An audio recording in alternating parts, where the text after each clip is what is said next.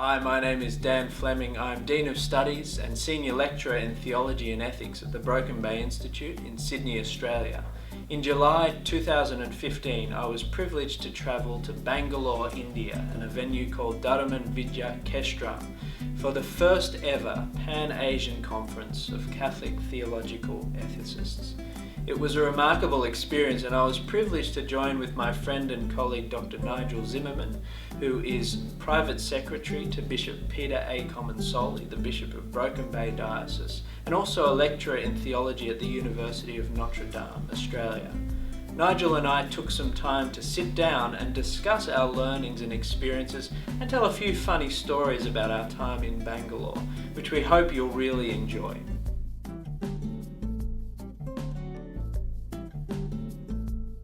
My favourites was when I arrived there. I was very nervous because, as you know, we were told, you might have problems going through immigration and all of these kinds of things that we had to look out for and had to be careful about saying and all of this.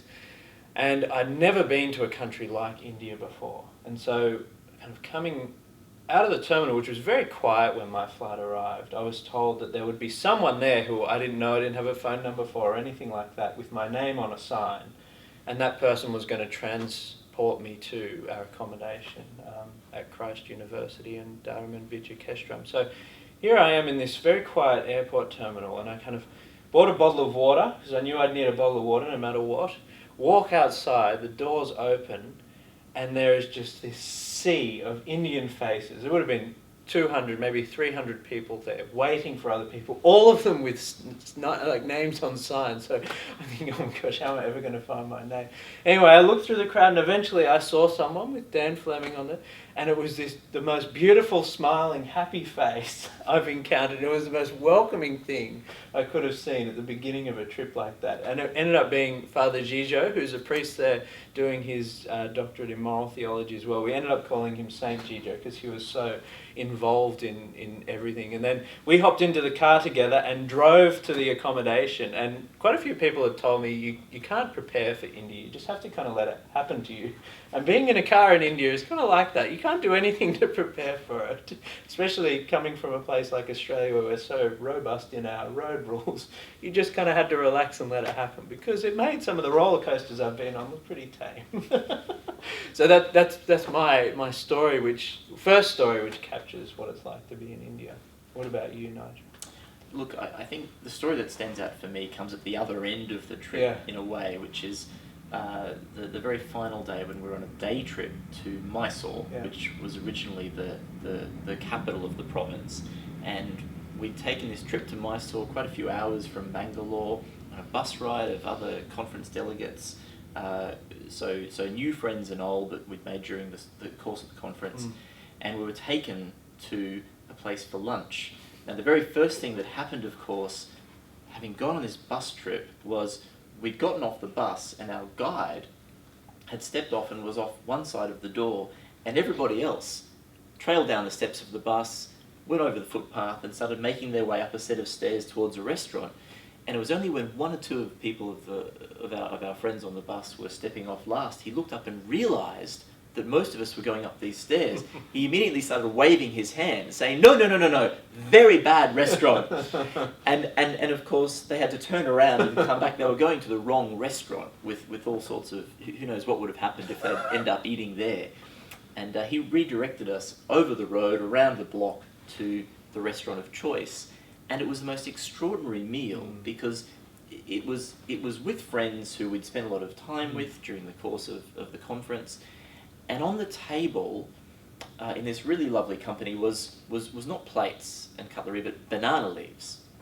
And as we made our order of meals, and we negotiated our way through the different kinds of curry that we could eat, and keep in mind that during the conference, most of the curries were toned down for us non-Indians who were there. So this was a little bit more real, and became one of the hottest, spiciest meals of my life. And it began with the rice literally thrown on our plates by this young chap with a cup of rice, and he took a scoop out and threw it down on your plate. And of course, for everybody else at the table, this happened in quite a discreet, tidy fashion. when it came to me, he threw it and he missed the banana leaf altogether, and I had rice strewn all over my lap. And so here I am with this rice gone everywhere. We're all laughing, and to his credit, he said, "Oh, I'm sorry," and then just proceeded to put rice on the banana leaf. And it really stood out for me for two reasons. One, it became symbolic of India, in that stuff will just fall into your lap. Something will just happen. But also, at the end of that long day bus trip, we got onto the airplane, the airport, made our way back. In my case, 2 flights back to Sydney, got off at Sydney.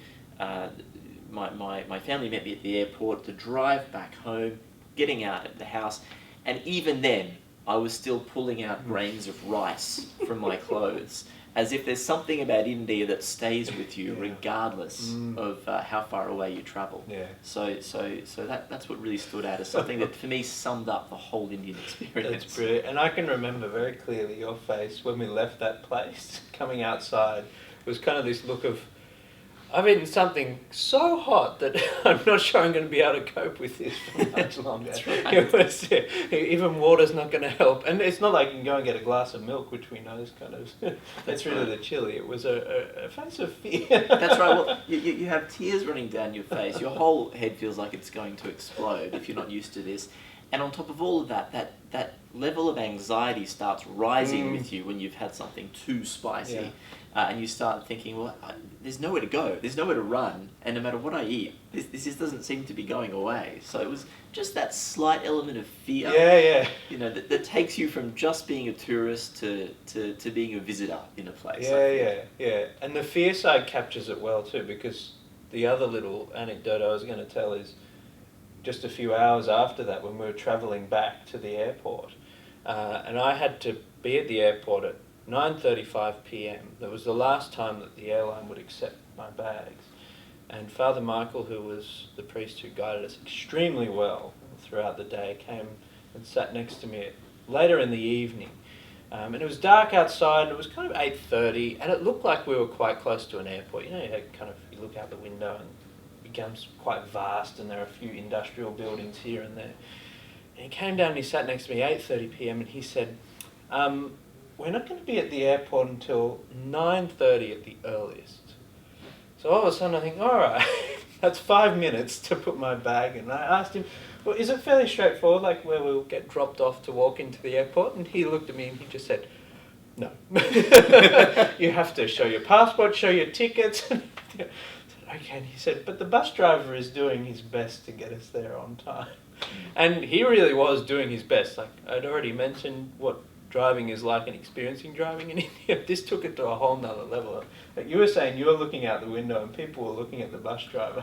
Look, and until then, and all the travel we've done there, including the first trip from the airport when we arrived in Bangalore, and I have to say, including a trip that you and I, and of course Sandy Cornish had taken together on a rickshaw around Bangalore with a local guide that we'd met at a park. Even on that trip, which ended up including lots of rain, slight flooding on the roads, terrible traffic, despite all of that, that bus trip, trying to get you to the airport on time, was the first fear I felt on the road.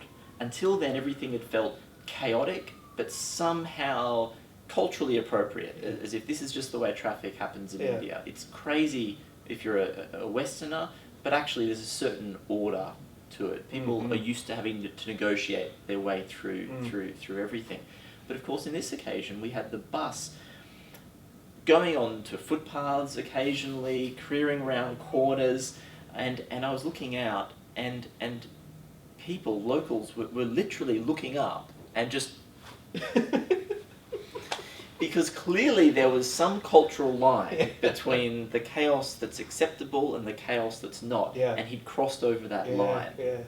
And all credit to him, he got us there safely. He did, and you managed to make it onto your flight. But it, I think that it was such a great moment when you jumped off the bus, because we'd all been warned, everybody stay in your seats. Dan, who's coming from the back of the bus, will have to be leaping off the bus, grabbing his luggage, and bolting through as fast as he can. Which, here, if we said that, it'd be hyperbole. It wouldn't be. But I leapt off the bus while it was still moving. That's right. That's right. No, it was just incredible. It was. It was incredible. And we heard the story afterwards that when you had managed to text back to Father Michael that you made it onto the flight, that the whole bus cheered and clapped because this had felt a little bit like a sense. There was a sense of group trauma involved in this whole episode. There was, and people who know me know that I'm compulsively early to everything. So this was really quite a challenge.